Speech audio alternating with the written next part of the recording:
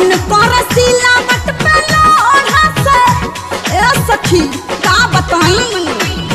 मन कर सिलावट पे लोढ़ा से कुछ दी जवानी रजल कौना साबत संग काटा तोड़ चानी लगा के मच्छरदानी रजल कौना साबत संग काटा तोड़ चानी लगा के मच्छरदानी रजल।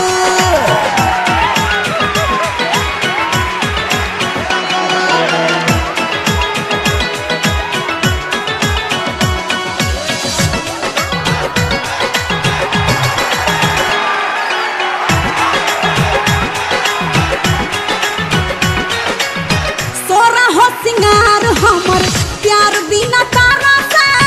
रोजे भूलिया के कहाँ चली जाला घर से रोजे भूलिया के कहाँ चली जाला घर सोरा हो सिंगार हमर प्यार बिना तारा से रोजे भूलिया के कहाँ चली जाला घर से नहीं के मिला खीरा पीरा से जिया नहीं के मिला खीरा पीरा से जिया रोजे सहतानी रजल कौना साबत संग काटा ताड़ा चानी लगा के मच्छरदानी रजल कौना साबत संग काटा ताड़ा चानी लगा के मच्छरदानी रजल।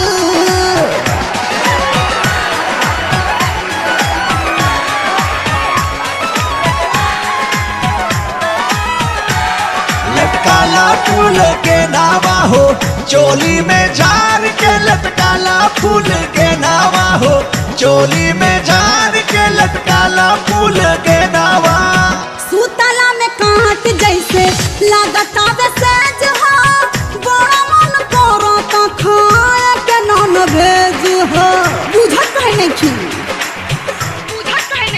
सूतला में काट जैसे लागता सेज हो बड़ा मन करता खाए के नॉन भेज हो कटले से कटत नहीं खेरतिया हो आहिर माई कटले से कटत नहीं खेरतिया मन होला पानी पानी रजल कौना साबत संग काटा ताड़ा चानी लगा के मच्छरदानी रजल कौना साबत संग काटा ताड़ा चानी लगा के मच्छरदानी रजल